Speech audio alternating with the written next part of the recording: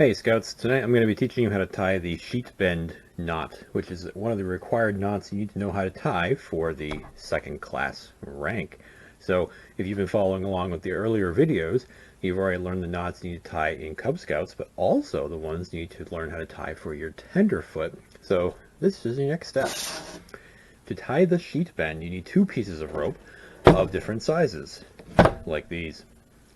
To tie this knot, what we're going to do is we're going to take the larger of the two, fold it over onto itself like this to create a loop or a bite.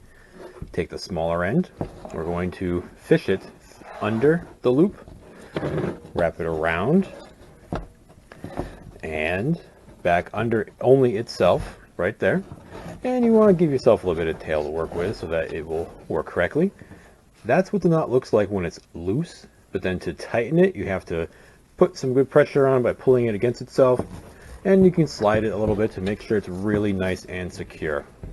And that is the sheet bend knot. This knot is most important knot for joining two rope ends, especially if these ropes are of different sizes. Sailors named it in the days of sailing ships when they would bend or tie the sheets, which are also the ropes in the rigging of a ship. So, one more time. Take your big rope, fold it onto itself to make a bite. Take your smaller rope, you're going to go under, give yourself a little bit to work with, wrap it around, and back under itself like so.